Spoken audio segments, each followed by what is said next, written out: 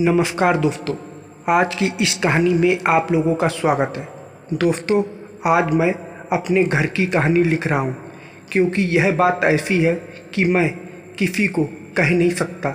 मेरे दिल पर एक बोझ बना हुआ है। मैं चाहता हूँ कि आज अपने दिल के बोझ को कम करूँ। मैं 22 साल का हूँ और मेरी एक बहन है, सुमन, जो कि 27 साल की है। मेरे घर में मेरी मम्मी और मेरे पापा तीनों रहते हैं। सुमन दीदी की शादी हो चुकी है, वह अपने ससुराल में रहती हैं। मैं मेरठ में रहता हूँ और सुमन दीदी इलाहाबाद में रहती हैं। दीदी की शादी हुए 5 साल हो चुके हैं, पर अभी तक कोई बच्चा नहीं हुआ था। पर आज मेरी माँ के कहने पर मैंने अपनी दीदी को माँ बनने का ख्वाब पूरा किया है। आज मैं आपको यही कहानी बताऊंगा। आपको थोड़ा अटपटा तो लगेगा, पर यह 100% सच है। मेरा नाम विशाल है।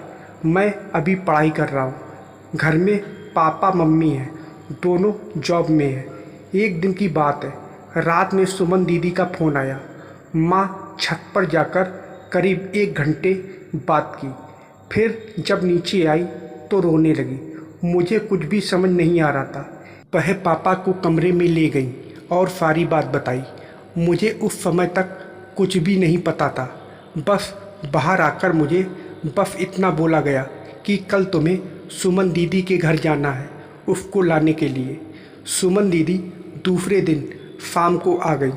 सुमन दीदी जब कुमारी थी, और सच पूछिए कि जब वह जवान हो रही थी, तब मुझे उनको छूने का मन करता था। मैं कई बार उनको देखा जब वह कपड़े चेंज कर रही होती थी। तब मैं किसी ना किसी बहाने से कमरे में ज़रूर जाता, जब कभी दरवाज़ा खुला होता था, क्योंकि मेरी दीदी बहुत ही खूबसूरत हैं। इतनी अच्छी हैं कि कोई भी आदमी देखेगा तो मेरी दीदी को पसंद कर लेगा। मुझे उनके साथ प्यार करने का मन करता था। कई बार तो सोचा कि बोल दो, पर मुझे बहुत डर लगता था कि कहीं वह माँ को बता दे तो क्या होगा। यह अरमान तो अरमान ही रह गए थे। रात को जब वह सो जाती थी तो कभी कभी उनको छू लेता।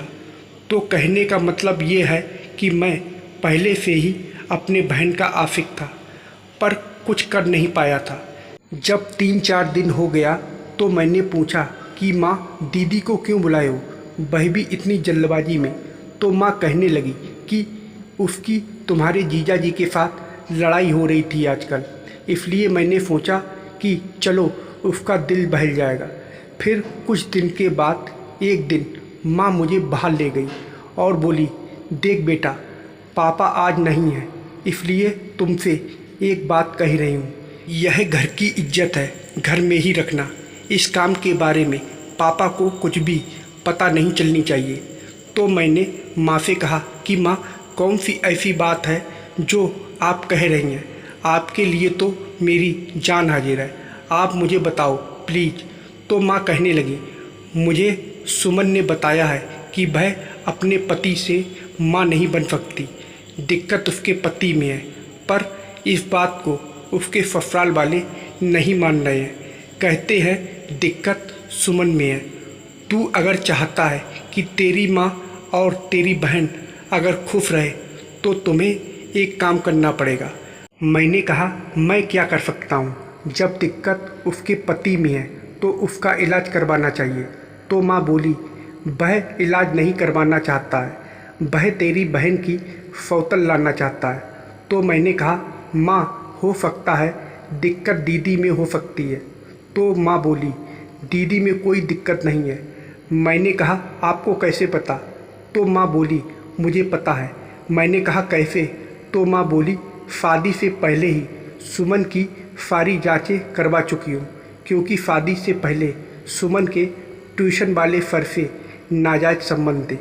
मैंने सोचा, बताओ, ज़िंदगी भर मैं बस सपने देखकर काम चलाया और कोई मेरी बहन को लपेट कर चला गया। माँ बोली, क्या सोच रहे हो बेटा? मैंने कहा, कुछ भी नहीं माँ। तो माँ बोली, ज़िंदगी में बहुत सारे दुखों से इंसान को गुजरना पड़ता है। तो मैंने कहा, तो इस बात से साफ जाहिर होता है कि जीजा जी में ही दिक्कत है। माँ बोली हाँ, अगर तुम्हारी बहन 1 साल के अंदर माँ नहीं बनी तो वह दूसरी शादी कर लेगा। मैंने कहा तो मैं क्या कर सकता हूँ? तो माँ बोली तुम्हें अपनी बहन के साथ सोना पड़ेगा। मैंने कहा क्या कह रही हो माँ? माँ बोली हाँ बेटा, घर की इज्जत बचाने के लिए तुम्हें यह काम करना पड़ेगा। मैंने कहा ठीक है माँ, पर क्या दीदी यह बात मानेंगी? तो माँ बोली तू चुप हो जा, मैंने बात किया था दीदी से, पहले तो नहीं मान रही थी पर आज वह मान गई है। बोली कोई बात नहीं, भाई मेरा मेरी इज्जत बचा रहा है और वह तैयार हो गई। तो दोस्तों अब मेरे घर में एक दुल्हन आती है और उसका स्टेज सजाने का काम होता है और दूल्हे दुल्हन के मन में लड्डू फूट रहे होते हैं। बस यही हाल मेरे घर में था। मैं भी सोच रहा था कि रात को दीदी के साथ कैसे होगा।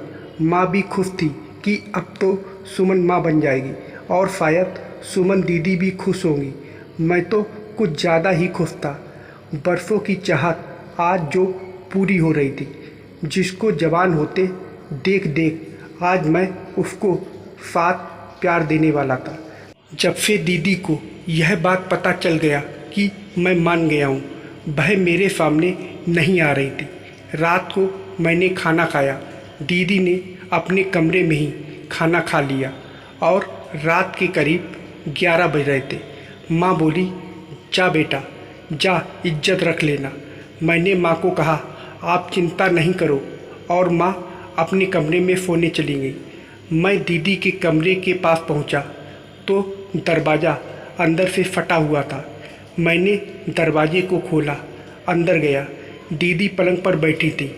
मैं वहाँ जाकर खड़ा हो गया। दीदी मुझे देखी और बोली क्या कहूँ, मुझे कुछ भी समझ नहीं आ रहा है, क्या सही है क्या गलत है। मैं खुद सोच नहीं पा रही हूँ, पर इतना तो पता है कि अगर तुमने हेल्प नहीं किया तो मेरी ज़िंदगी बर्बाद हो जाएगी। मैंने कहा दीदी आप चिंता नहीं करो, आप खुश रहोगे। और मैं पलंग पर बैठ गया और अपना हाथ दीदी के पीठ पर रखा।